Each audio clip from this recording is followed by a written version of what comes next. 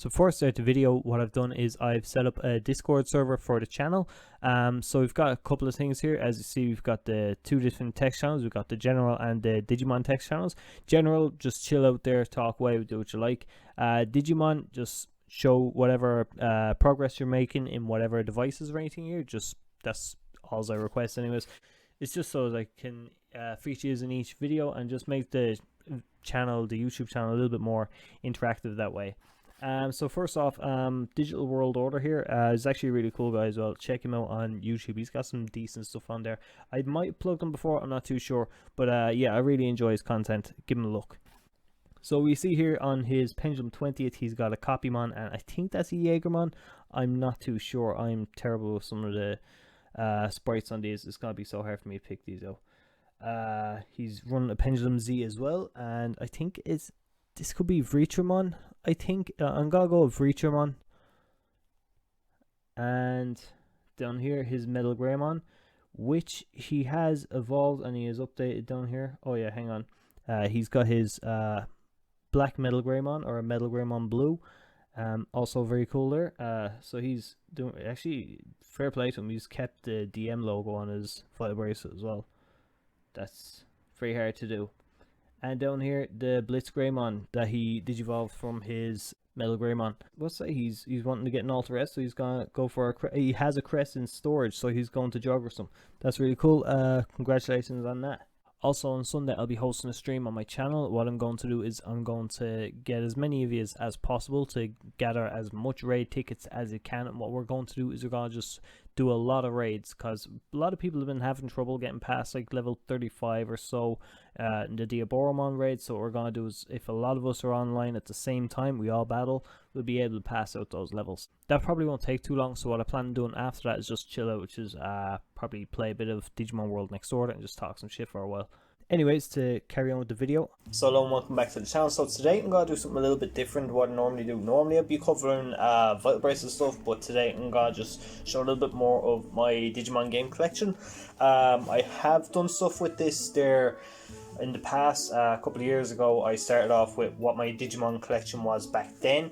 It's grown an awful lot since. I did a couple of months ago show my Digimon Game Guide collection and just whatever I thought of that. Now I'm just showing how it's grown in those last couple of years. I don't know if it's something people are interested in too much, but I know I myself just really want to talk about games as well, especially Digimon games being something that I've been hugely invested in for the last, like, I don't know, 20 something years. But yeah, so to start off, I picked up this one here. It's a PlayStation 1 game, Digimon Rumble Arena. So for anyone that hasn't played the Rumble Arena games, the Rumble Arenas are basically something like Smash Bros, but with Digimon. They're very fun fighters, not too complicated. You could get away with button mashing these games so easily. I wouldn't even be mad. They're very simple games, especially this early in the series. Very fun games though, nonetheless. Definitely recommend checking them ones out. Starting off with another PlayStation game, so I did get into importing more games. This time I imported from the US, Digimon World 2. And I had to import this one from the US because we actually never got this one in Europe. It's a very fun game. If you like stuff like Pokemon Mystery Dungeon, I highly recommend this one. This game is decent. The only thing that lets it down is the Digivolution system. So you have to revert evolutions to progress even higher levels. And through that you have to DNA Digivolve or Jogger your Digimon. It kind of spoils the game, slows it down a lot, makes it very grindy. But still, the game is actually very good, as I haven't finished it, but the story, while it's not the most compelling storyline, it's still decent enough for a Digimon game. It's still prevalent through the game as you play it. You unlock different areas to go into it and all this, but yeah, pretty fun game.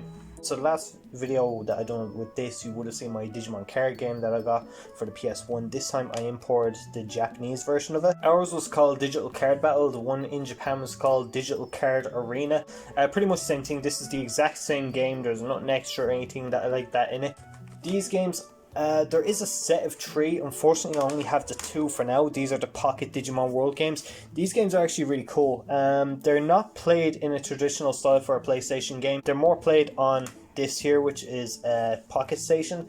So what would happen is you would put the disc inside of your PlayStation, put this into the memory card slot just by opening up the end down here. So when you load the card in, you can save the Digimon that you have onto this and play it like a Tamagotchi or a Digivice style game. He will ask for food and stuff like that. He'll want to be trained. He'll ask to do a few things. Sometimes they can run away as well. It's actually really fun. Just you never know what's going to happen with them, really. There is branching evolution paths. Depending on how you treat them, you can get different Digimon. But that's not really the cool thing about these games. The cool things about these games is the amount of concept art or other stuff that you can get, like delete clips and stuff from the original Digimon World game, is in these games. Each game has different Digimon as well. So in this one you can guess, we get like the Agumon line. This one here is the Patamon line. I think this one also had the Biomon line. This one had the Vmon line.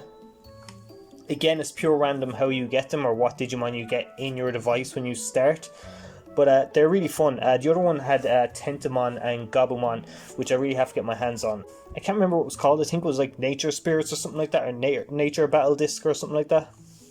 But yeah, really fun games. I really love the cover on this one here, just how realistic that Greymon looks. If I can get the camera to focus, just show that off.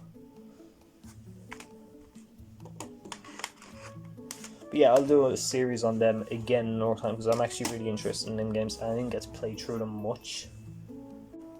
So moving on then, the Game Boy Advance came out and we got Digimon Racing. I'm missing, there is a few Digimon games came out on the Advance. I think there was like Battle Spirits. 1 and 2 might have come out on there. I know they came out on the Wonder Swan as well.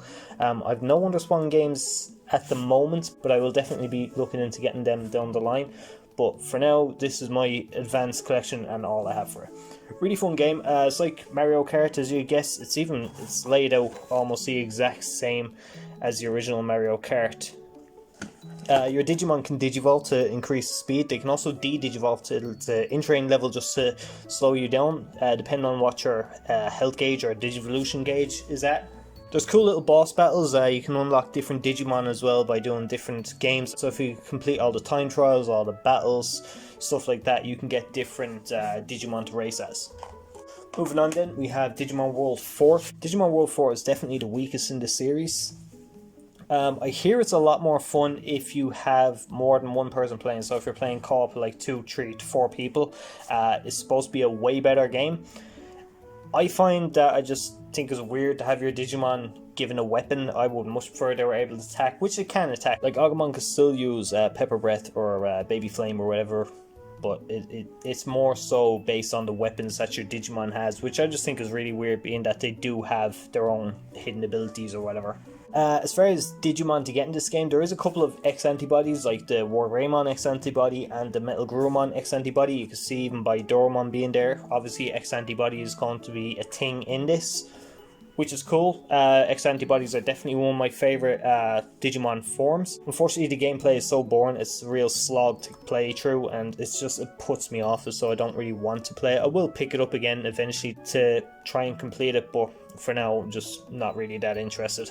Next, the sequel to Digimon Rumble Arena, we have Digimon Rumble Arena 2. This one here plays pretty much the exact same as the first one, just obviously better graphics, different areas and things like that. But other than that, yeah, it's pretty much the same thing. It's a lot more difficult from what I remember. I haven't played this game in so long, but yeah, it's still a decent game. I'd highly recommend picking up this one or the very first Rumble Arena. The third Rumble Arena, All Stars, get it if you're collecting. But if you're only wanting to try out a Rumble Arena game, I don't recommend going for that one. I recommend number 2 or 1.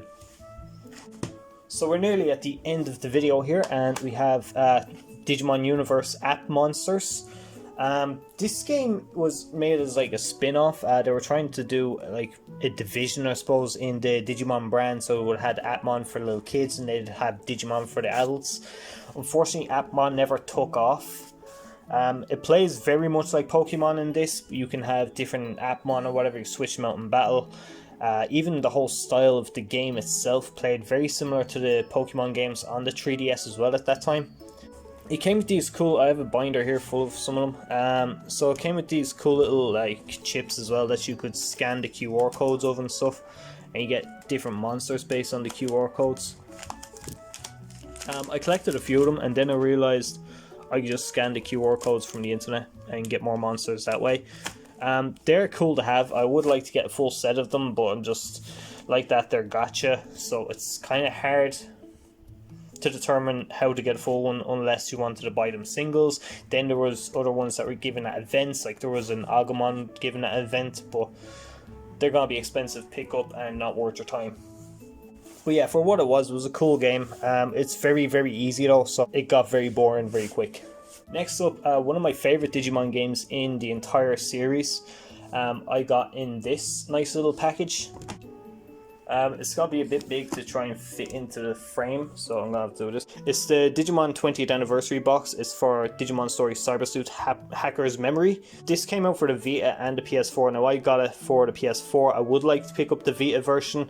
Down the line I will get my hands on it, but for now I just have this one and I'm happy enough with that for now. It came with a few things. I'll crack it open here and just show it off a bit. So it's definitely one of the cooler collector's editions of anything I've ever really picked up. The fact that it's Digimon as well is just so cool that they've done stuff like this. Unfortunately, it was Japan exclusive, so we didn't actually get this over here. I had to import this, as you can tell by the writing on it. So it came with this box version of Digimon Stories Hacker's Memory. It also came with this, which is the soundtrack for the game. It's a really cool soundtrack. I actually haven't uploaded this onto my laptop yet. It's only because I keep forgetting it and I don't like to open this box because it's a pain to put back together. But yeah, it's a disc with all the songs on it. That's actually really cool. And this then is the reason you would buy the set, and it's actually my favorite thing in the entire box, is an art book for all of the Digimon Story games. This goes through Digimon Story, the original one on the DS, has all their sprites and stuff, all little concept arts and things like that. This has got like Digimon World Dawn and Dusk in there, or was it Sunburst and I can't remember, Sunburst I think it was, and I can't remember the one from Moon. But yeah, it's all little areas and stuff. I can't get the whole thing in frame, very sorry about that. That's the Crosswords games. You can see there were even like concept there for like what colour clothing they wanted the main character to have. Some sketches, some cool drawings there as well for the main monsters that you would have been fighting through the game. I can't remember what they were called. It's been so long since I played Cyber Sleuth. There's more than there.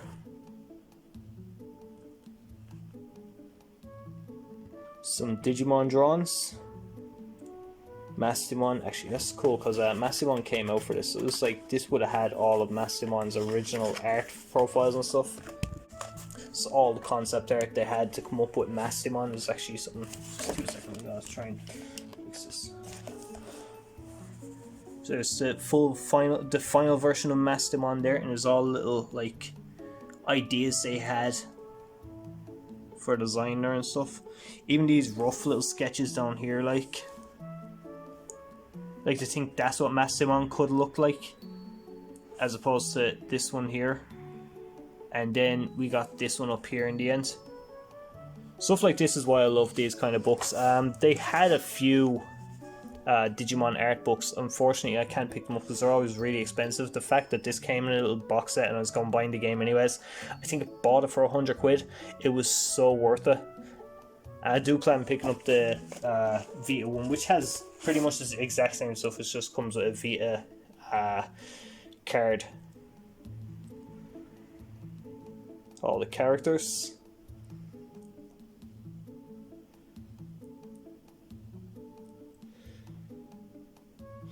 Oh yeah, Rina and Mirai.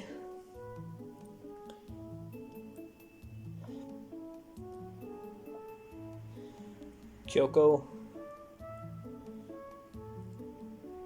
I can't remember half. I know Nokia just because it always reminds me of the phone, but I can't remember half of these guys' names. Some cool artwork there, actually. This would actually be used, I believe, as the theme for the PS Vita later on, I think.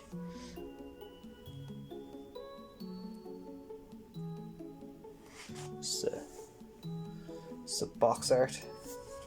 If we come back here a bit more, then we should be able to see some other stuff, some areas and things.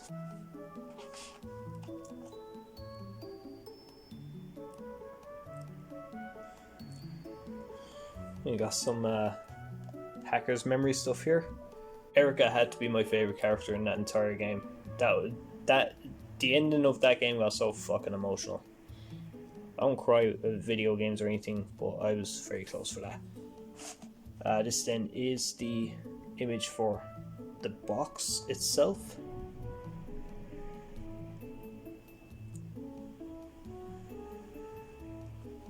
Some of these look really cool as well.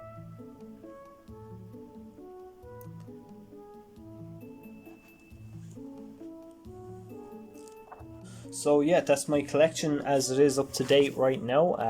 I do plan on picking up more and continue with my collection. Maybe later on in the year I might pick up a few more bits, maybe do another video like this. Okay, so past me was clearly an idiot and didn't want to record an outro, but seeing as I'm here now, I will do the outro. Thanks very much for watching. Like it says, join the Discord. It's gonna be a bit of a laugh over there. Look out for the stream on Sunday and gather as many raid tickets as you can. Thanks very much for watching. Subscribe, like, all that good shit, and I'll talk to you again. Bye.